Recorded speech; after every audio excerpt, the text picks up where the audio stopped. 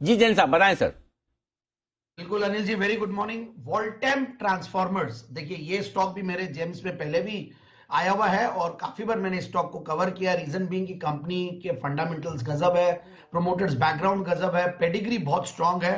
और इस बार भी देखिए सबसे बढ़िया बात है, ऊपर के लेवल्स करीब 3700 रुपए दिखा के मतलब नीचे वापस से आया हुआ। और पिछले जो लास्ट वीक में जो 2-3 दिन जो मिड कैप स्मॉल कैप की जो पिटाई हुई थी, जो तूफान आया था या जो भूचाल आया था, उस दौरान भी ये अपने आप को स्टैंड करके रखा था। So that was the best part. और अभी भी ये अपने 200 डेमा से जस्ट ऊपर आने की कोशिश कर रहा है। So that is the best part. तो ऊपर से करेक्टेड स्टॉक, और जो एक बड़ा करेक्शन इस स्टॉक में आया था वो आया था अपने रिजल्ट्स के पहले, सितंबर क्वार्टर के रिजल्ट्स। और सितंबर क्वार्टर के रिजल्ट्स बहुत बेहतरीन आए।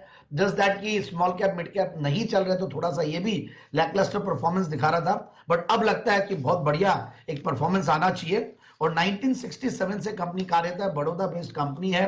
और ये oil field power and distribution transformers बनाते हैं और बहुत स्ट्रॉन्ग क्लाइंटल बेस है। बहुत सारे पीएसयूज अलग अलग सेक्टर्स में ये ट्रांसफार्मर्स देते हैं, सीमेंट, स्टील, केमिकल्स, ये सब में। और स्ट्रॉन्ग कोलैबोरेशंस भी है, टेक्निकल कोलैबोरेशंस भी पास्ट में भी, और एक्सपोर्ट्स भी कंपनी करती है।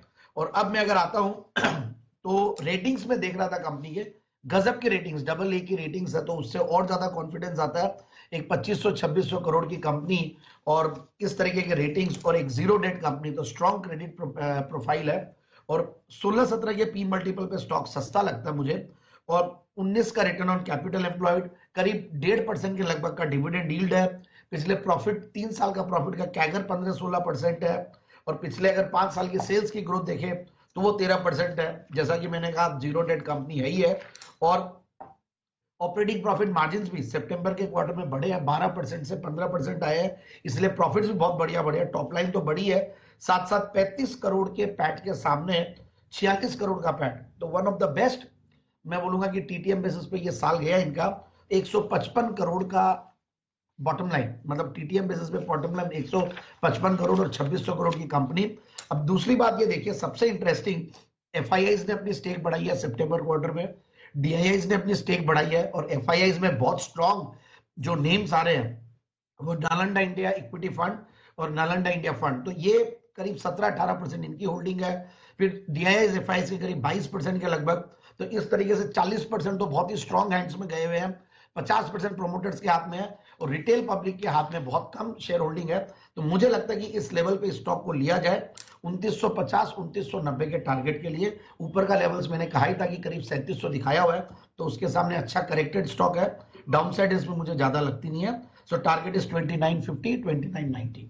ओके, 2950 2990 ये है आपके लिए, यानी कि 2950 से 3000 के आसपास के टारगेट के लिए करनी है वोल्टेम ट्रांसफॉर्मर्स में खरीदारी। जैसा कोई खास वजह 10 रुपए कम टारगेट देने की 3000 में से? मुझे ध्यान था कि एक क्वेश्चन आएगा। कई बार क्या होता है, राउंड फिगर पे पहुंचता नहीं अनिल जी, वहीं से ही निकल जाता है। तो अपने को टारगेट अचीव करवाना, तो 2950 2990 के लिए आए हैं। ओके, तो चलिए, क्योंकि वो वैसे भी बहुत सारे समझदार लोग होते हैं ना, जो आप टारगेट दे उससे पहले ही वो, तो अब आप 2990 दोगे तो लोग बहुत समझदार होंगे, वो कहेंगे 2990 तो पहुंचेगा नहीं, उससे 10-20 नीचे, फिर 2950 के 10-20 नीचे। तो आप जितना भी नीचे का दोगे उससे और नीचे नीचे लोग करते जाएंगे, चिंता ना करें। ओके, तो जैन साहब की तरफ से आज है जेम्स वोल्टेम ट्रांसफॉर्मर्स, और इस बीच तेज गिरावट बाजारों में होती है।